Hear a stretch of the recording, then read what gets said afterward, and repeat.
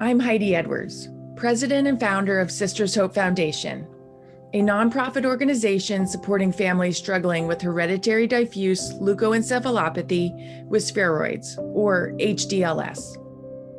HDLS is now known as adult onset leukoencephalopathy with axonal spheroids and pigmented glia, or ALSP.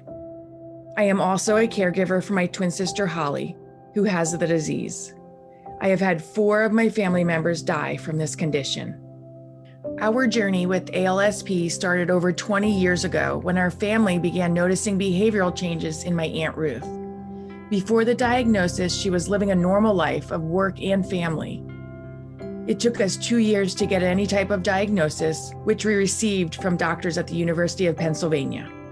They diagnosed her with Pick's disease, which is a rare type of age-related dementia that can cause behavior difficulties and eventually death.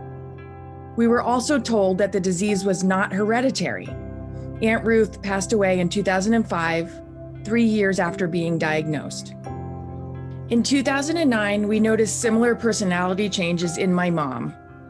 Doctors told us that she had a different disease than her sister, but what became clear was this condition seemed hereditary. There was also no cure and available treatments. 2 years after her diagnosis, my mom passed away of the illness.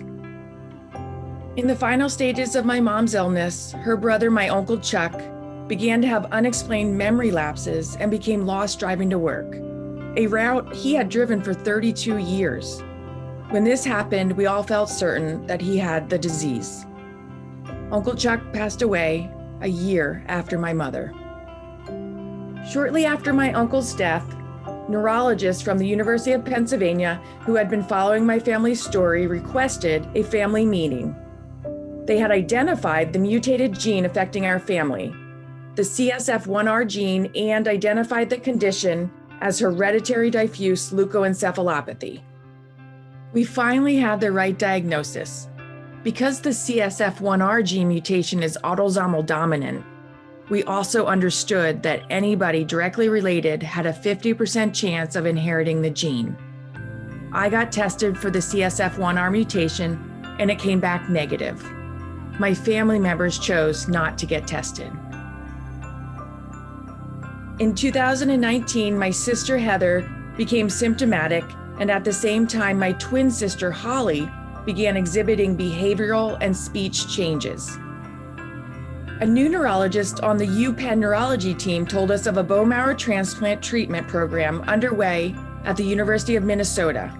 So I volunteered and found out that I was a 100% match for my sister Heather. 15 days after the transplant, Heather suffered a heart attack. In the meantime, Holly had a seizure and was diagnosed with the disease. Heather began to reject the bone marrow and continued to be hospitalized. Heather was never released from the hospital. She died in August of 2020. Holly decided against the transplant for fear that it would accelerate the disease as it had with her sister. She is now at home living out the rest of her life surrounded by her family, which is what she wanted. Despite these tragic events, we remain hopeful. I started the Sisters Hope Foundation to raise awareness and education of ALSP. For so long, I felt alone with this disease and like I should do more for my sister's children and other families. I want to connect people affected by this illness to build community and support so others don't feel alone. We want to advocate for research and funding to improve treatment options. It's too late to save my sisters and other family members, but I advocate every day for my niece and nephews and others who may get this diagnosis. Through the work of Sisters Hope Foundation, I hope we see the first survivor of ALSP.